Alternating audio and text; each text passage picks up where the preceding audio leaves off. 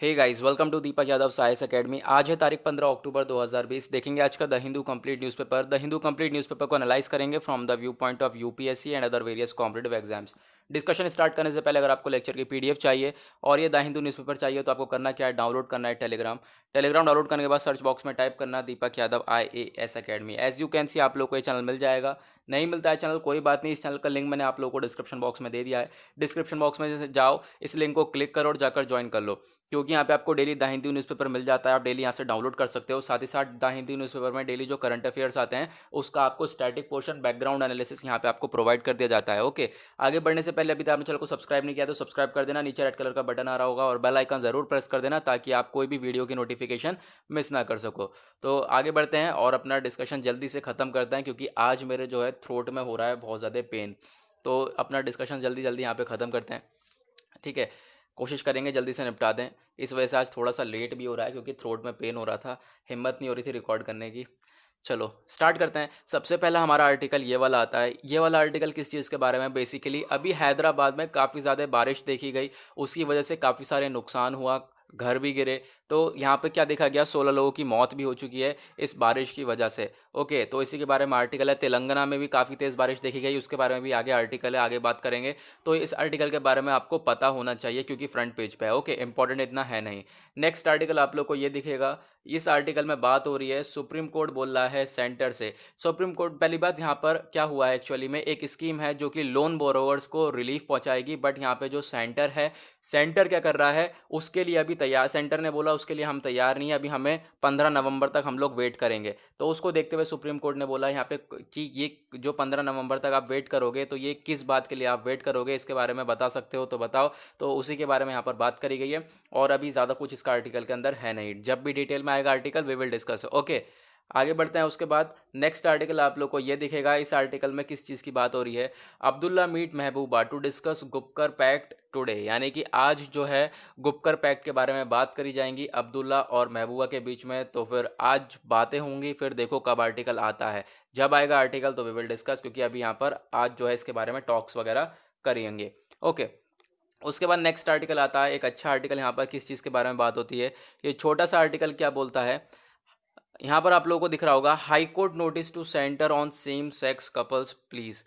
High court क्या बोल रहा है सेंटर से कि दिल्ली हाई कोर्ट की बात है। यहाँ पर क्या बोला, दिल्ली हाई कोर्ट ने वेडनेसडे को बोला यूनियन गवर्नमेंट से कि भाई जो हमारा स्पेशल मैरिज एक्ट है, फॉरेन मैरिज एक्ट है, इन सब के रिगार्डिंग जो भी हमारी जेंडर आइडेंटिटी की रिगार्डिंग बातें होती हैं उसके ऊपर आप जो है अपना एक कह सकते हो कि एक क्लियर पॉइंट ऑफ व्यू दो, ठीक है। जो भी बातें हैं बिल्कुल साफ साफ बताओ, क्योंकि प्रॉब्लम देखी जाती है यहाँ पर, देखी जा रही है सेम सेक्स से related. Okay, same sex marriage से रिलेटेड प्रॉब्लम्स देखी जा रही हैं। तो फिर ये कहा जा रहा है यहाँ पर, हाई कोर्ट ने बोला किससे, कि हमारे यूनियन गवर्नमेंट से, कि अपना रिस्पॉन्ड दो किस चीज़ के ऊपर, ये स्पेशल मैरिज एक्ट और साथ ही साथ हमारा फॉरेन मैरिज एक्ट। और आपको आज पढ़ना है, आपका होमवर्क है, इस वजह से मैंने यहाँ पर बताया नहीं है, आपका होमवर्क है ये स्पेशल मैरिज एक्ट और फॉरेन मैरिज एक्ट, क्योंकि लोग पढ़ते नहीं है। मेरे से पूरा का पूरा सभी कुछ पूछते हैं, मेरे पास बहुत सारे क्वेश्चंस आते हैं। हालांकि मैं कहता हूँ कि अपने आप एक बार पढ़ने की कोशिश करा करो, रीडिंग करा करो। तो आज आपको बताना है स्पेशल मैरिज एक्ट और फॉरेन मैरिज एक्ट, आप लोगों को पढ़ना है, आपका होमवर्क है। भले आप कमेंट करो या ना करो इसके बारे में, लेकिन आप लोगों को पढ़ना है, होमवर्क है। ओके, ज़रूर पढ़ना है, कोई आलस नहीं करना है इसके बारे में, ठीक है।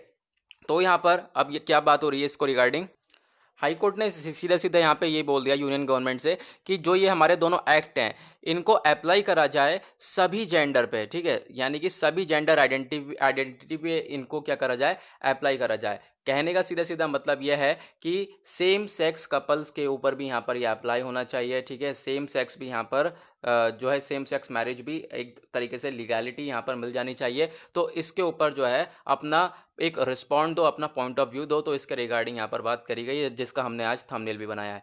ओके, बेसिकली किस चीज़ के ऊपर है, सेम सेक्स को रिलेटेड बात करी जा रही है। जो भी हमारे एक्ट्स हैं मैरिज को लेकर, स्पेशल मैरिज एक्ट हो चाहे वो फॉरेन मैरिज एक्ट हो। एक केस भी देखा गया था, आपको याद होगा, कि बाहर से शादी करी थी जो कि सेम सेक्स मैरिज हुआ था, ठीक है, 2 पर्सन के बीच में।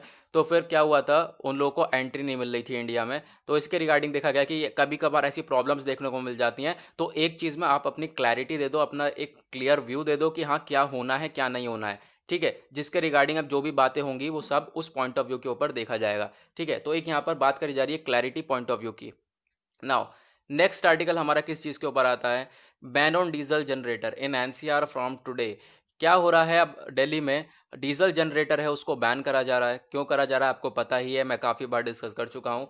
किस चीज़ को रिगार्डिंग, एयर पॉल्यूशन काफ़ी ज़्यादा होता है तो उसके रिगार्डिंग क्या करा जा रहा है, जो हमारे डीजल जनरेटर है उनको बैन करा जा रहा है। और भी काफ़ी सारे स्टेप्स उठाए जा रहे हैं दिल्ली के द्वारा। वो मैंने आपको सुबह जो डेली आईएएस एग्जाम डोज की जो वीडियो आती है उसके अंदर मैंने शायद कल का जो दिन था मैंने डिस्कस किया था काफ़ी सारी चीज़ें जो कि दिल्ली ला रहा है अपने एयर पॉल्यूशन को कंट्रोल करने के लिए, है ना।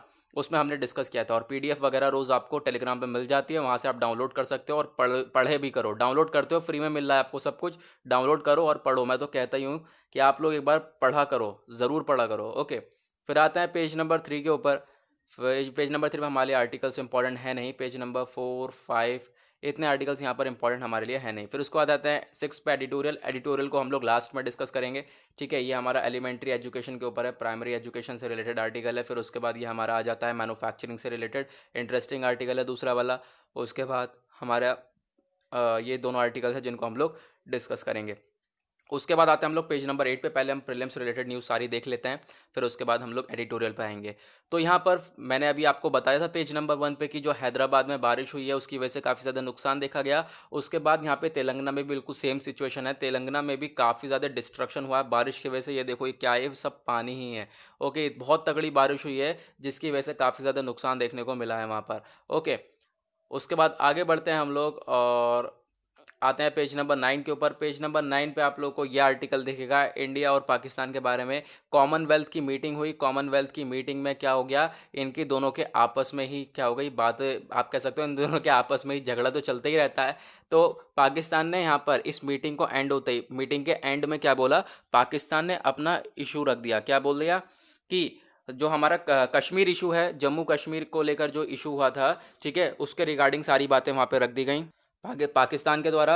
और बोला गया कि इंडिया जो है क्या कर रहा है, टारगेट कर रहा है रिलीजियस माइनॉरिटीज़ को, जो अभी हमने स्टेप उठाया जम्मू कश्मीर को लेकर। ठीक है, चाहे कितना ही जब से यहाँ पर ये स्टेप उठाया गया है इंडिया के द्वारा, जब से यहाँ पे एब्रोगेट करा गया है 370 को, ठीक है, तब से यहाँ पर ये लोग कोशिश कर रहे हैं कि कितना ही इन्होंने क्रिटिसाइज़ कर लिया, कितना ही क्रिटिसाइज़ कर लिया, चाहे वो चाइना हो चाहे वो पाकिस्तान हो।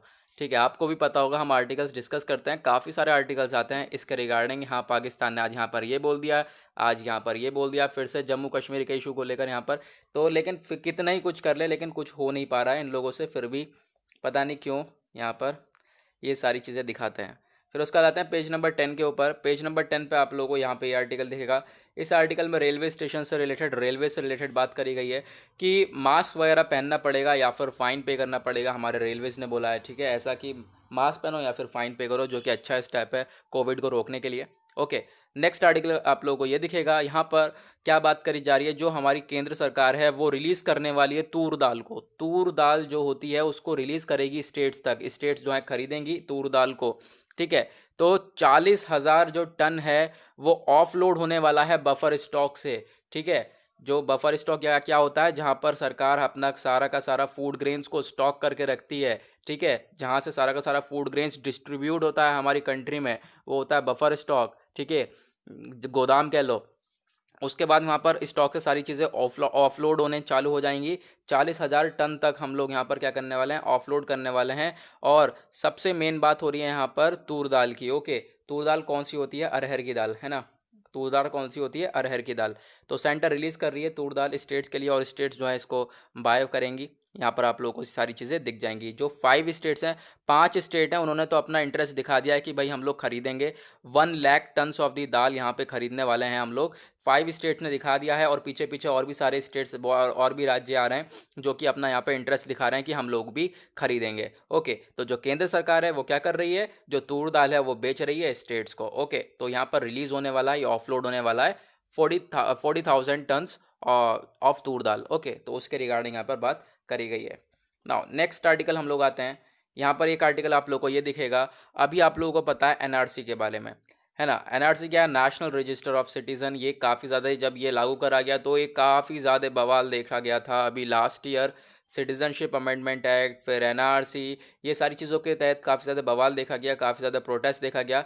लेकिन अब यहाँ पर क्या है, ये इस आर्टिकल थोड़ा कुछ हटकर है। यहाँ पर एनआरसी जो ऑफिशियल्स हैं उन्होंने क्या बोला, जो भी इनएलिजिबल पर्सन है, जो भी इस एनआरसी के अंडर में नहीं आते हैं, उनका नाम हटाया जाएगा, उनका नाम डिलीट करा जाएगा। तो जो आसाम डिस्ट्रिक्ट है, आसाम डिस्ट्रिक्ट के जो हेड हैं उन्होंने बोला सबमिट करो अपनी list of ineligible people whose name in have been included in the NRC. यानी ऐसे पर्सन भी इसके अंदर ऐड हैं, जो एनआरसी की लिस्ट है इसके अंदर ऐसे पर्सन भी हैं जो कि इनएलिजिबल हैं, एनआरसी के अंडर नहीं आएंगे वो, तो उनके नाम हटाने जाने के लिए यहाँ पर बात करी जा रही है। ओके, कि उनके नाम हटेंगे तो उसकी जो लिस्ट वगैरह है वो सबमिट करो, उसके बारे में बात करी जा रही है। ओके, अब यहाँ से आप लोगों को क्या पढ़ना है, यहाँ से आप लोगों को पढ़ना है एनआरसी के बारे में।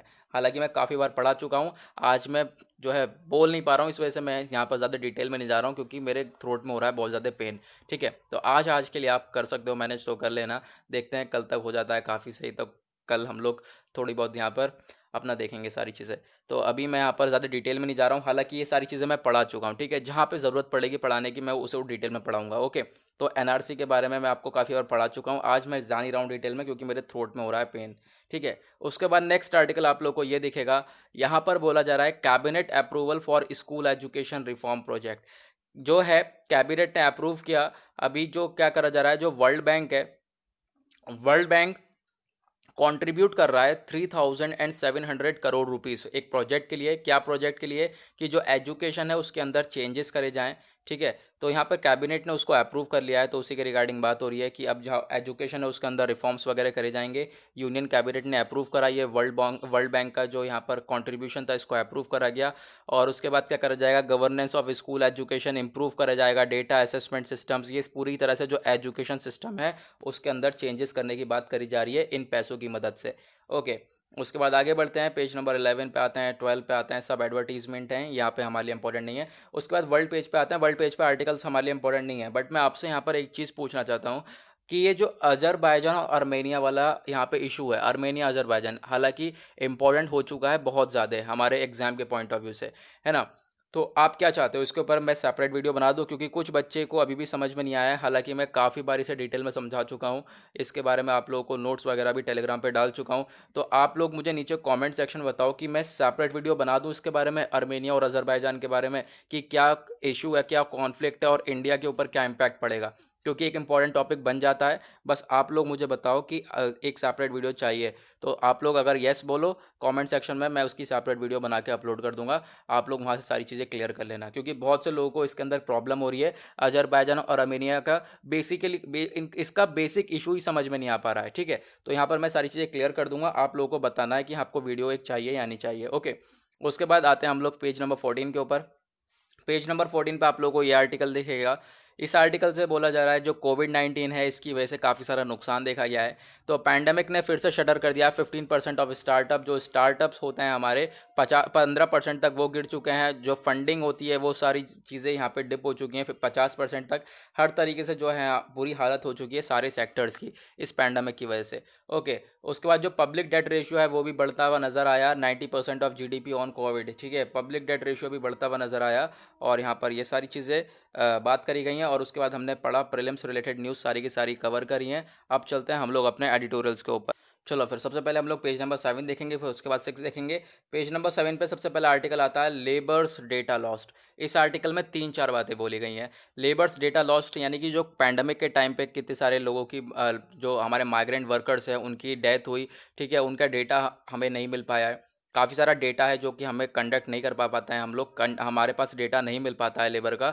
ठीक है, तो ये सारी बातें हैं, लेकिन उसके साथ साथ काफ़ी सारी चीज़ें और बोली गई जो अभी लेबर लॉस पास करे गए। कितने लेबर लॉस पास करे गए, 3 लेबर लॉस पास करे गए। कौन कौन से पास करे गए आप लोगों को दिख रहा होगा, लास्ट मंथ में 3 लेबर लॉज को पास करा गया है। और वो कौन कौन से लेबर लॉज हैं, on the code on social security, the code on occupational safety सबसे पहला, दूसरा हेल्थ एंड वर्किंग कंडीशन, तीसरा code on industrial relations.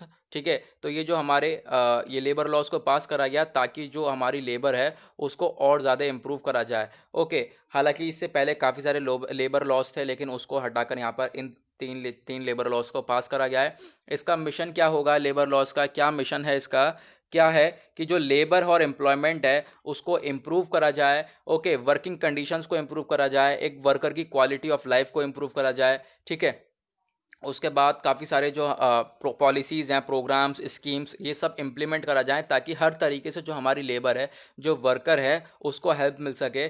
Occupational health के ऊपर, सेफ्टी, जो वर्कर्स की सेफ्टी के ऊपर काम करा जाए, और जो चाइल्ड लेबर है उसको कम करा जाए। ठीक है। उसके बाद यहाँ पे जो लेबर लॉज हैं, promoting skill development, employment services, उनकी स्किल्स के डेवलपमेंट के ऊपर काम करा जाए। तो इसके लिए जो है ये हमारे लेबर लॉज पास करे गए, और यहाँ पर ये सारे के सारे लेबर लॉज का काम रहेगा। लेकिन उसके बाद अगर हम बात करें तो इन लेबर लॉज में सब कुछ तो फॉलोअप अच्छे से हो गया है, लेकिन अगर हम बात करें हमारे इनफॉर्मल वर्कर्स, तो इनफॉर्मल वर्कर्स को यहाँ पे इनफॉर्मल वर्कर्स हमारे छूट चुके हैं। ठीक है। हालांकि इनफॉर्मल वर्कर्स हमारे सबसे ज़्यादा हैं, इंडिया में लगभग 50 करोड़ के आसपास इनफॉर्मल वर्कर हैं, लेकिन उनको इस लॉ से बेनिफिट नहीं होने वाला है।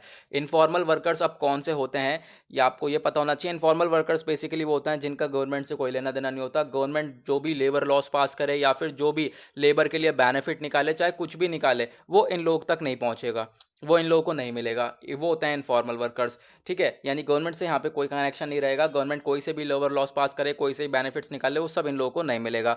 तो हमारे कितने 50 करोड़ तक इंडिया में इनफॉर्मल वर्कर्स हैं जिनको ऐसी चीज़ें यहाँ पर प्रोवाइड नहीं हो पाएंगी, जितनी अभी हमने बात करा, जितनी फैसिलिटीज़ ऊपर और बाकी सबको प्रोवाइड होंगी, उन लोगों को प्रोवाइड नहीं हो पाएंगी। ठीक है। इनफॉर्मल वर्कर्स को, उसके बारे में बात हो रही है। एक तो यहाँ पर ये लूप होल हो गया।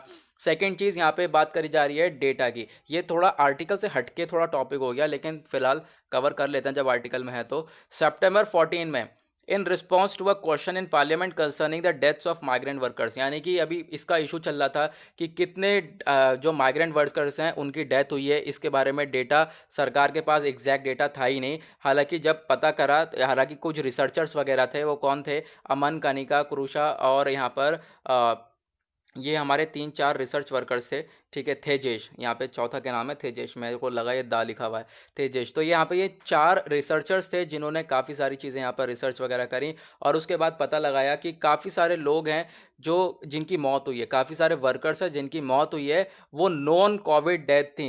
यानी कि अगर आप सोच रहे हो कि कोविड-19 की वजह से मरे हैं, कोरोना वायरस की वजह से मरे हैं, नहीं, ऐसा नहीं है। वो अपनी अपनी सिचुएशन की वजह से मरे हैं, अपनी प्रॉब्लम्स की वजह से उनकी डेथ हुई है। ठीक है। तो यहाँ पर उसी के बारे में बात करी जा रही है कि जो डेटा है वो हमें एग्जैक्टली प्रोवाइड नहीं करा गया, क्योंकि सरकार के पास खुद ही एक एग्जैक्टली डेटा नहीं था। ओके। हालांकि होगा भी तो भी सरकार बाहर नहीं निकालना चाहती, क्योंकि कौन चाहता है कि अपना सारी इन्फॉर्मेशन जो है अपनी बाहर निकाल के दे। कौन सी सरकार चाहती है, अगर सरकार अच्छा काम कर रही है तभी तो इन्फॉर्मेशन देगी, अगर सरकार सही काम नहीं कर रही होगी तो इन्फॉर्मेशन नहीं देगी। इसी के बारे में कल हमने एक आर्टिकल कवर किया था। क्या आर्टिकल कवर किया था? राइट टू इन्फॉर्मेशन वाला, आपको याद होगा, है ना, कि गवर्नमेंट नहीं चाहती कि हमारी जो इन्फॉर्मेशन है वो बाहर निकले, तभी जो है वैकेंसीज वगैरह वो सारी खाली पड़ी पड़ी हैं। ओके।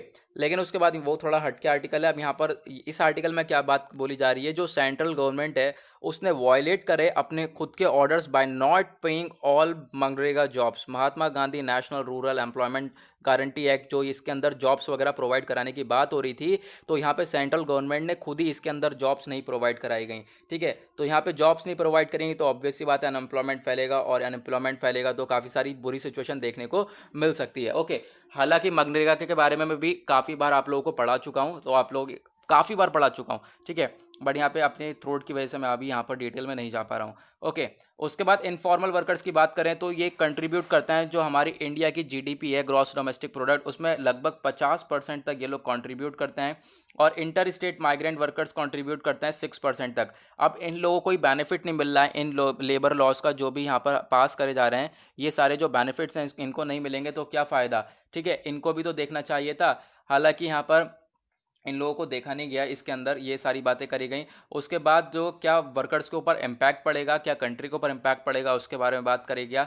तो अगर ऐसा सिस्टम है तो इनफॉर्मल सेक्टर जो है उनके ऊपर काफ़ी बुरा इफेक्ट पड़ने वाला है। ओके। अगर ऐसा कुछ होता है तो अगर यहाँ पर अगर इन लोगों के ऊपर ध्यान नहीं दिया जाएगा तो ऑब्वियस सी बात है बुरा इफेक्ट तो पड़ेगा ही पड़ेगा। सारे बेनिफिट्स बाकी लोगों को मिलेंगे, उन लोगों को नहीं मिलेंगे। हालांकि उन लोगों का भी काफ़ी बड़ा हाथ है हमारे इंडिया की जीडीपी के अंदर कॉन्ट्रीब्यूशन में। ठीक है। हमारी इंडिया की इकोनॉमी को ग्रो करने में उनका भी काफ़ी बड़ा हाथ है, लेकिन उन लोगों को क्या करा जा रहा है, नहीं मिल रहेगा वो बेनिफिट्स। ओके, क्योंकि वो लोग इनफॉर्मल वर्कर्स हैं और हमारे लेबर लॉज में इनफॉर्मल वर्कर्स की बात हुई नहीं है। उसके बाद फाइनली यहाँ पर बात करी जा रही है a healthy workforce is a necessary and sufficient condition for a healthy country.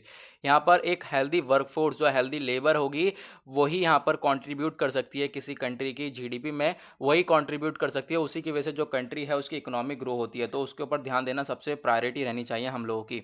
Okay, next article आप लोग को ये दिखेगा। ये आर्टिकल किस चीज़ के बारे में है? डिस्क्रिमिनेशन से रिलेटेड है कि भाई डिस्क्रिमिनेशन काफ़ी ज़्यादा देखा जा रहा है आज के टाइम पे। और अगर हम इस साल की अगर हम बात करें तो इस साल में 3 बड़े बड़े केसेस देखे गए हैं। आपको पता होगा एक जॉर्ज फ्लॉयड वाला, काफ़ी बार मैं डिस्कस कर रहा हूँ, काफ़ी बार मैंने इसके बारे में डिस्कस किया है। जून में ये केस हुआ था जॉर्ज फ्लॉयड का, जो कि आप कह सकते हो रेसिज्म को लेकर यहाँ पर हुआ था। ठीक है, रेसिज्म को लेकर, काले गोरे को लेकर फ़र्क करा गया था। तो इसकी जो है डेथ हो गई थी इस पर्सनालिटी की।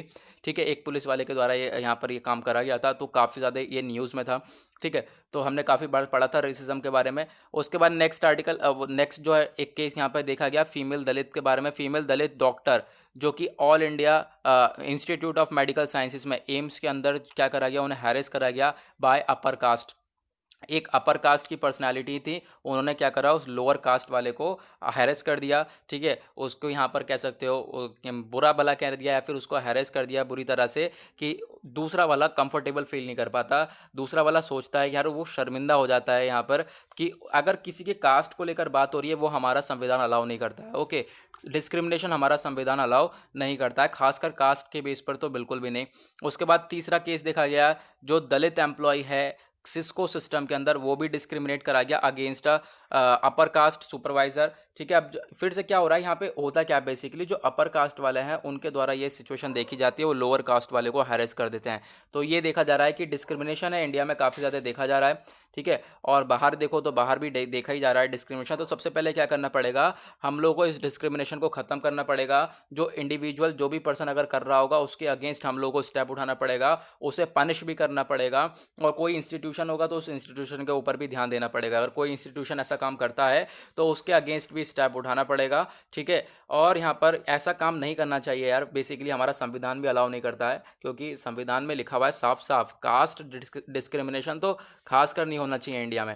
ठीक है, उसके बाद हम लोग बात करें each act of hatred and violence deserves its own justice. कि अगर यहाँ पर कोई भी हेट्रेड फैलाता है, कोई भी वायलेंस होता है, अगर ऐसा कोई भी एक्ट करता है तो उसके साथ जस्टिस कैसा होगा, किस प्रकार का जस्टिस होगा, ये आपको पता ही है। या फिर ये सारी चीज़ें होनी ही चाहिए और जो है ये सारी चीज़ें इंप्लीमेंट होनी चाहिए और डिस्क्रिमिनेशन नहीं होना चाहिए, एक तरीके से वही बोला गया। और बाकी जो है ये पूरी पूरी स्टोरी समझाई गई है, ये स्टोरी आपके काम की नहीं है। आप स्टोरी अगर पढ़ने लगो जॉर्ज फ्लॉयड की और इसकी यहाँ पर जो भी केसेस हुए हैं, तो आपकी ये काम की नहीं है। स्टोरी पढ़ना आपका बिल्कुल भी काम नहीं है, आपका वेस्ट ऑफ टाइम हो जाएगा। ओके, टाइम बिल्कुल वेस्ट हो जाएगा। ओके, गला बैठ गया बिल्कुल। नेक्स्ट आर्टिकल आप लोगों को ये दिखेगा, यहाँ पर आरबीआई के बारे में बात हो रही है। अभी आपको पता है मॉनेटरी पॉलिसी कमेटी लाई गई। ठीक है, एमपीसी, फिर उसके द्वारा क्या क्या यहाँ पे करा जा रहा है, इंटरेस्ट रेट के बारे में बात करी गई। इसको मैं ऑलरेडी परसों में पूरी तरह से डिस्कस कर चुका हूँ, जाकर परसों वाला न्यूज़ एनालिसिस देख लेना, उसमें मैंने डिटेल में इसके बारे में बात करी है, एमपीसी के बारे में। ठीक है, एमपीसी क्या होता है और कौन कौन से 3 मेंबर को नए नए अपॉइंट करा गया है, ये खासकर बात याद कर लेना। ठीक है, 3 मेंबर्स को अपॉइंट करा गया ताकि जो है वो इंटरेस्ट रेट को, रेपो रेट और रिवर्स रेपो रेट को देख सकें। ये सारी बातें हम लोग डिटेल में ऑलरेडी कर चुके हैं। ओके, फिर उसके बाद नेक्स्ट आर्टिकल आप लोग को ये दिखेगा। ये आर्टिकल किस चीज़ के बारे में है, फेस्ड मैन्युफैक्चरिंग पॉलिसी के बारे में, दैट इज़ हार्डली स्मार्ट। अब यहाँ पर आप लोगों को पता है कि हमारी ministry of electronics and information technology के जो मिनिस्टर हैं उनके द्वारा क्या लाया गया, production linked incentive. Production in linked incentive ये स्कीम लाई गई। इस स्कीम में क्या होगा, जो बाहर वाले खासकर जो मोबाइल मैन्युफैक्चरिंग के ऊपर ध्यान दिया है, जो भी यहाँ पर इलेक्ट्रॉनिक्स जो है वो मैन्युफैक्चरिंग होगी, वो इंडिया में अगर जो भी करेगा उसको इंसेंटिव्स दिया जाएगा। यानी कि एक तरीके से ये स्कीम है जो कि अट्रैक्ट करेगी हमारे फॉरेन इन्वेस्टर को। क्योंकि अभी क्या हो रहा है, चाइना से जो है सब लोग अलग हो रहे हैं, क्योंकि चाइना से ये सिचुएशन देखने को मिली, चाइना की वजह से ये पूरा हाल है पूरी दुनिया में। तो चाइना से सब लोग अलग होने की कोशिश कर रहे हैं, सब लोग अलग हो रहे हैं, तो बाहर जा रहे हैं। तो इंडिया क्या सोच रहा है, हम लोग जो ये कंपनीज बाहर आ रही हैं चाइना से, हम लोग इनको अपनी कंट्रीज़ के अंदर हम अपनी कंट्री के अंदर अट्रैक्ट कर लें और अपनी कंट्री के अंदर इन लोगों से इन्वेस्टमेंट करवा लें। ठीक है, तो उसके लिए क्या लेकर आया India, production linked incentive scheme. ठीक है। खासकर जो मोबाइल कंपनीज़ है, मोबाइल कंपनीज चाइना में बहुत सारी थी जो कि बाहर आ रही हैं, तो PIL स्कीम लाई गई ताकि जो मोबाइल कंपनीज़ हैं वो हमारी कंट्री में आ जाएं और अपने प्रोडक्शन करें, और हम लोग क्या करेंगे, उनको इंसेंटिव दे देंगे। ठीक है, ऐसा बोल दिया गया कि हम लोग आपको इंसेंटिव दे देंगे, आप लोग हमारे जो है कंट्री में प्रोडक्शन करो, जो है मैन्युफैक्चरिंग करो। तो इंसेंटिव के तौर पे यानी कि उन्हें थोड़ा बहुत फ़ायदा दिख रहा होगा। अब फ़ायदा दिख रहा है तो काफ़ी सारी कंट्रीज़ ने पहले ही यहाँ पे अप्रूवल के लिए अपना जो है डॉक्यूमेंट्स वगैरह रेडी कर दिए थे। और अभी आपको पता है कि अभी 2-3 दिन पहले शायद 10 कंपनीज़ को 10 स्मार्टफोन कंपनीज़ को अप्रूवल भी मिल चुका है। ठीक है, तो इस वजह से यहाँ पर ये आर्टिकल है आया हुआ है। इससे पहले हम लोग कौन सा सिस्टम अपनाते थे? इससे पहले हमारा सिस्टम था फेस्ड मैन्युफैक्चरिंग पॉलिसी। ठीक है, फेस्ड मैन्युफैक्चरिंग पॉलिसीज थी, ये स्कीम था। उसके बाद हमने लेकर आया production linked incentive scheme, PLI।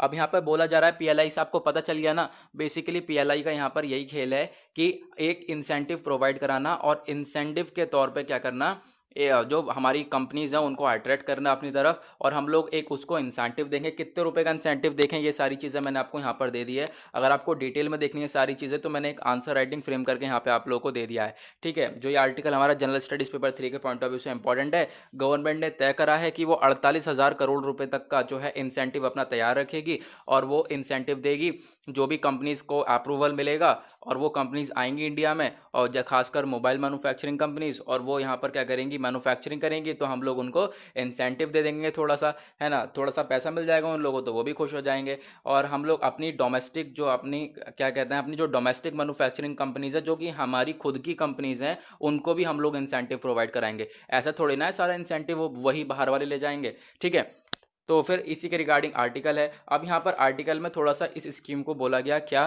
कि जो ये हमारी PIL स्कीम है ये क्या करेगी, ये PIL स्कीम इतनी इफेक्टिव नहीं रहेगी, क्योंकि इसमें क्या होगा, जो डोमेस्टिक वैल्यू एडिशन है वो कम रहने वाला है। क्योंकि हम क्या कर रहे हैं, हम बाहर वाली कंपनी को अट्रैक्ट कर रहे हैं, और बाहर वाली कंपनी जो है हमारे पास आ रही है और हम उसको इंसेंटिव दे रहे हैं, तो जो हमारी डोमेस्टिक वैल्यू एडिशन है वो कम हो रही है, यानी जो हमारी खुद की मैन्युफैक्चरिंग कंपनीज हैं उनकी वैल्यू थोड़ी बहुत कम हो रही है। ये सारी बातें यहाँ कर बोली गई हैं इस आर्टिकल में। ओके, फिर उसके बाद आते हैं नेक्स्ट आर्टिकल में। PIL स्कीम मैंने जरी सी देर में आपको पूरी की पूरी ये PIL स्कीम के बारे में बता दिया है, और PIL स्कीम के बारे में थोड़ा बहुत डिटेल देखना है आपको तो टेलीग्राम पे आपको वो आंसर राइटिंग मिल जाएगी। ओके, मन तो कर रहा है यहीं पे रोक दूँ मैं चलो लास्ट आर्टिकल है, इसको भी डिस्कस कर लेते हैं। यहाँ पर आता है हमारा एलिमेंट्री एजुकेशन से रिलेटेड आर्टिकल, जो प्राइमरी एजुकेशन है उसके रिलेटेड आर्टिकल आता है। India is ignoring the necessity for strong capacity building for the many NGOs engage in educational improvement. देखो बहुत सारे हमारे इंडिया में कितने बहुत सारे NGOs हैं, नॉन गवर्नमेंटल ऑर्गेनाइजेशन, तो उसके अंदर जो एजुकेशन है वो अभी क्वालिटी एजुकेशन प्रोवाइड नहीं करी जा रही है। तो एक क्वालिटी एजुकेशन प्रोवाइड करने के लिए क्या क्या हो सकता है, यहाँ पे सारी बातें बोली गई हैं। सबसे पहले आप लोग यहाँ पर देखोगे काफ़ी टाइम पहले से जो है हमारे क्या हो रहा है, about 3 decades now a large number of non governmental organisations are intensively engage in task of improving elementary education in the country. काफ़ी समय पहले से ही 10 साल पहले से यहाँ पे क्या है कि यहाँ पे कोशिश करी जा रही है NGO के द्वारा जो एलिमेंट्री एजुकेशन है उसको इम्प्रूव करा जाए। हालांकि यहाँ पर एक कह सकते हो आप, एक रिपोर्ट है economic and political weekly off May 2005, इसने यहाँ पे काफ़ी सारी बातें बताई कि इंडिया में कितने सारे NGOs वगैरह हैं लगभग, और कितने सारे वर्कर्स हैं, ये सारी चीज़ें बातें बताई गई। ठीक है, तो आपको यहाँ पर दिखेगा इंडिया में 31 लाख NGOs हैं आसपास, तो वह जो वर्कर्स होंगे उनके अंदर वो और ज़्यादा होंगे, है ना। तो वर्कर्स और ज़्यादा होंगे तो उसके regarding now more than 12 lakh NGO workers, 31 lakh हमारे NGOs हैं, 12 लाख वर्कर्स हैं, सॉरी वर्कर्स इंगेज हैं एजुकेशन सेक्टर में। ठीक है, हालांकि वर्कर्स और ज़्यादा होंगे, लेकिन जो एजुकेशन सेक्टर से रिलेटेड है वर्कर्स हैं हमारे, जैसे कि मान लो कोई पढ़ाने वाला हुआ, टीचर हुआ, ठीक है, कोई भी NGO में, तो फिर वो क्या है, वो लगभग हैं 12 लाख के आसपास। 31 लाख NGO हैं हमारे इंडिया में, और उसमें 12 लाख के आसपास जो हैं NGO वर्कर जो कि एजुकेशन फील्ड से रिलेटेड हैं। ओके, एजुकेशन फील्ड से रिलेटेड हैं। तो अब यहाँ पे क्या है कि अभी इतनी अच्छी उनकी क्वालिटी ऑफ एजुकेशन नहीं मिल पा रहा है, तो क्या काम है, एक क्वालिटी ऑफ एजुकेशन को प्रोवाइड कराना। ठीक है, यहाँ पर सबसे इंपॉर्टेंट काम है हमारे क्वालिटी ऑफ एजुकेशन को प्रोवाइड कराना। उसके बाद यहाँ पर आप लोग देखोगे कि जो अभी हम लोग क्या कर सकते हैं, हम लोग टीचर्स के ऊपर काम कर सकता है, क्योंकि सबसे मेन काम है टीचर्स के ऊपर काम करना। वो कैसे हम लोग कर सकते हैं, पैडागोजी का आपने नाम सुना होगा। ठीक है, पैडागोजी का मतलब होता है हाउ टू टीच, ये सब्जेक्ट है हाउ टू टीच, इसके अंदर सारी चीज़ें पढ़ाई जाती हैं कि कैसे पढ़ाते हैं। ओके, अगर आपको पता होगा टीचिंग्स वगैरह के जो एग्जाम्स होते हैं उसके अंदर पेडागोजी यहाँ पे सब्जेक्ट अब इंक्लूड कर दिया गया है ना। पेडागोजी के बारे में पढ़ाया जाता है। तो यहाँ पे बात करी जा रही है बेसिकली टीचर्स के ऊपर। अगर आप काम करोगे तो ऑब्वियस सी बात है रिटर्न भी अच्छा आएगा, टीचर्स अच्छे से यहाँ पे काम करेंगे। अगर आप टीचर्स के ऊपर काम करोगे, टीचर्स के ऊपर काफ़ी सारे वर्कशॉप्स वगैरह, पेडागोजी इंप्रूवमेंट वर्कशॉप्स वगैरह रहेंगे, तो टीचर्स को ही हेल्प मिलेगी और टीचर जो है अपना जो है कंट्रीब्यूट करेंगे बहुत अच्छा सा, क्योंकि टीचर्स को भी नई नई स्किल सीखने को मिलेंगी। क्योंकि अभी क्या होता है, अभी ऐसे ही लोग पढ़ा रहे हैं, लेकिन अगर उनके ऊपर भी काम कर दिया जाएगा तो फिर हमारा और ज़्यादा इन्वायरमेंट अच्छा हो जाएगा और भी ज़्यादा क्वालिटी एजुकेशन प्रोवाइड करी जा सकती है। ओके, उसके बाद हम लोग बात करते हैं, वही फिर से वापस बात आ रही है हमारे पेडागोजी की। और एक क्वालिटी ऑफ एजुकेशन जब भी प्रोवाइड होगी जब एक पेडागोजी तरीके का, यहाँ पे एक पेडागोजी सब्जेक्ट अच्छी तरीके से आता होगा एक टीचर को, यानी कि कैसे पढ़ाते हैं। ठीक है, तो ये सारे इन चीज़ों के ऊपर काम करना पड़ेगा हम लोगों को टीचर्स को लेकर। ठीक है, ये कुछ हमारे वर्क्स हैं, जैसे कि यहाँ पर कुछ हमारे फ्रेमवर्क हैं, ये सब लाए गए थे। गाइडलाइंस वगैरह 2005 में क्या लाई थी, नेशनल करिकुलम फ्रेमवर्क लाया गया था। फिर 2009 में right of children to free and compulsory education लाया गया। 2000 फिर उसके बाद 20 में अभी नेशनल एजुकेशन पॉलिसी लाया गया। आप लोगों को पता ही होगा नेशनल एजुकेशन पॉलिसी के बारे में। अब नेशनल एजुकेशन पॉलिसी में कितनी सारी बातें करी गई है कि क्या क्या स्किल्स वगैरह हम लोग प्रोवाइड करने की बात करी गई है, आप लोगों को पता होगा। इंक्लूड साइंटिफिक टेम्पर, यहाँ पर आप देखोगे सारी स्किल्स हैं, sense of aesthetics, oral and written communication, health and nutrition, physical education, fitness, sports, ये सारी चीज़ें यहाँ पर हमारे नेशनल एजुकेशन पॉलिसी के अंदर इंक्लूड है कि ये सारी चीज़ें प्रोवाइड कराई जाएँ। लेकिन सब कैसी प्रोवाइड कराई जाएंगी, जब यहाँ पर एक सिस्टम अच्छा होगा। वो सिस्टम कैसे अच्छा होगा, जब हमारा एक टीचर अच्छा होगा। तो हम लोग क्या ज़रूरत है, we need teachers who values of peace, democratic way of life, equality, justice, liberty, fraternity, secularism. हम लोग को ऐसे टीचर की ज़रूरत है जो कि इन सब चीज़ों को फॉलो अप करता हो। ठीक है, जो कि एक एक अच्छी तरीके से सोसाइटी जो है वो डेवलप कर दे। ठीक है, तो उसी के रिगार्डिंग बात हो रही है फिर से, और फिर से वही वाली बात है कि बार बार कि एक क्वालिटी ऑफ एजुकेशन जब भी प्रोवाइड होगी, और क्वालिटी ऑफ एजुकेशन प्रोवाइड कराना कोई इतना सिंपल काम नहीं है। इसके पीछे काफ़ी ज़्यादा पापड़ बेलने पड़ेंगे, लेकिन वो काम हम लोग कर सकते हैं। कोई काम यहाँ पे इम्पॉसिबल नहीं है। तो सबसे मेन काम क्या है, हम लोग को टीचर टीचर टीचर टीचर के इम्प्रूवमेंट के ऊपर काम करना पड़ेगा। साथ ही साथ जो करिकुलम, पेडागोजी, टीचर डेवलपमेंट, ठीक है, becomes imperative to effect in quality improvement contribute to good education.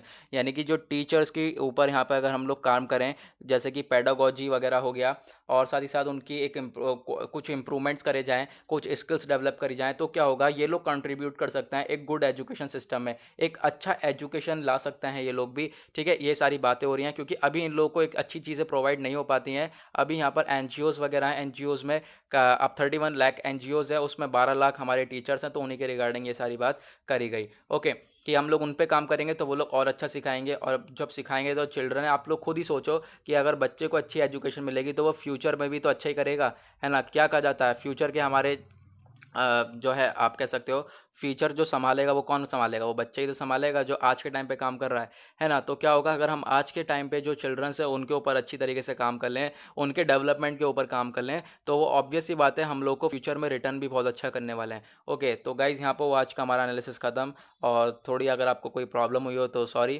क्योंकि आज मैं अपने थ्रोट से परेशान हूँ ज़्यादा। ओके, तो आज के लिए बस इतना ही, मिलेंगे आप लोगों से कल। आज के लिए bye bye, have a nice day.